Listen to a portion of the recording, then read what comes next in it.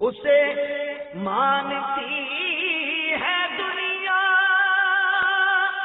اسے ڈھونڈتی ہے منزل،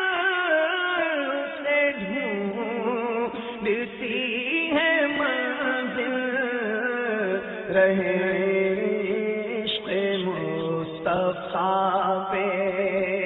جو غلام چل رہا ہے۔ رسول اکرم نور مجسم شاہ بنی آدم نبی محتشم شافع امم صلی اللہ تعالی علیہ وآلہ وسلم کا شعبان المعظم کے بارے میں فرمان مکرم ہے، شعبان میرا مہینہ ہے اور رمضان اللہ کا مہینہ ہے۔ سبحان اللہ۔ ماہ شعبان المعظم کی عظمتوں پر قربان، اس کی فضیلت کے لیے اتنا ہی کافی ہے کہ ہمارے میٹھے میٹھے آقا مکی مدنی مصطفیٰ صلی اللہ تعالی علیہ وآلہ وسلم نے اپنا قرار دیتے ہوئے اسے میرا مہینہ فرمایا۔ سیدنا غوث اعظم محبوب سبحانی قندیل نورانی شیخ عبد القادر جیلانی حنبلی علیہ رحمت اللہ الولی لفظ شعبان کے 5 حروف شین عین با الف نون کے متعلق نقل فرماتے ہیں۔ شین سے مراد شرف یعنی بزرگی، عین سے مراد علو یعنی بلندی، با سے مراد بر یعنی احسان و بھلائی، الف سے مراد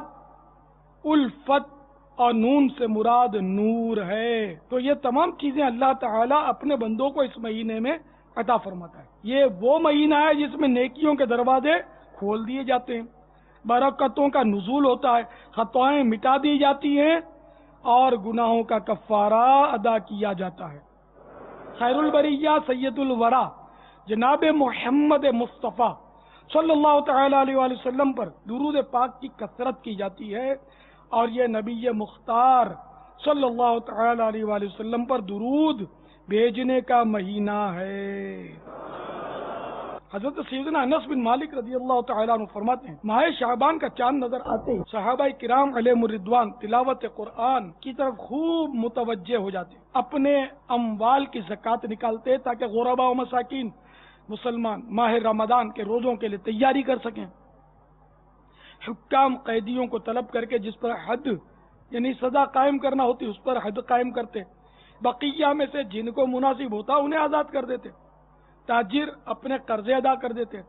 دوسروں سے اپنے قرضے وصول کر لیتے، یوں ماہ رمضان المبارک سے قبل ہی اپنے آپ کو فارغ کر لیتے، اور رمضان شریف کا چاند نظر آتے غسل کر کے بعض حضرات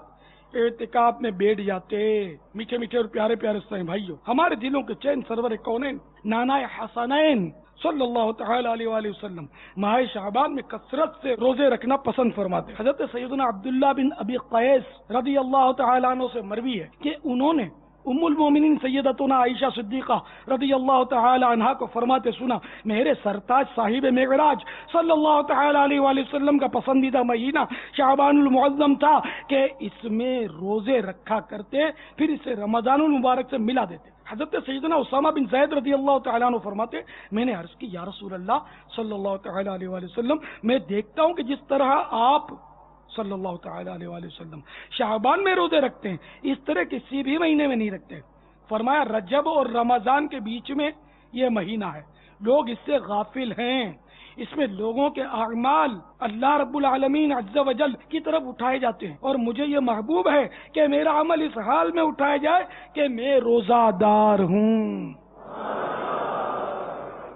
حضرت سیدتنا عائشہ صدیقہ رضی اللہ تعالیٰ عنہ فرماتی ہیں تاجدار رسالت صلی اللہ تعالیٰ علیہ وآلہ وسلم پورے شعبان کے روزے رکھا کرتے تھے۔ فرماتی ہیں کہ میں نے عرض کی یا رسول اللہ صلی اللہ تعالیٰ علیہ وآلہ وسلم، کیا سب مہینوں میں آپ کے نزدیک زیادہ پسندیدہ شعبان کے روزے رکھنا ہے؟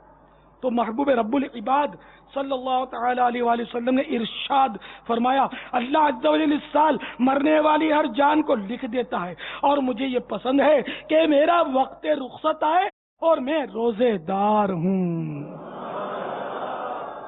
حضرت سیدتنا عائشہ صدیقہ رضی اللہ تعالی عنہ فرماتی ہیں کہ رسول اللہ صلی اللہ تعالی علیہ وآلہ وسلم شعبان سے زیادہ کسی مہینے میں روزے نہ رکھا کرتے بلکہ پورے شعبان کے روزے رکھ لیا کرتے تھے اور فرمایا کرتے اپنی طاقت کے مطابق عمل کرو،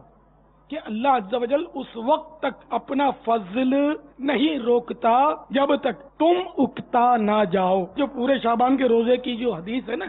اس سے مراد یہ کہ اکثر شعبان کے میرے آقا صلی اللہ تعالی علیہ وآلہ وسلم روزے رکھتے تھے. تو اب کوئی پورے رکھنا چاہے تو اس کو ممانعت بھی نہیں ہے. جو رکھ سکتا ہے، جس میں طاقت ہے، پورے رکھے. اسے مانتی ہے دنیا، اسے ڈھونڈتی ہے منزل،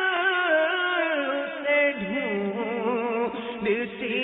ہے منزل، رہے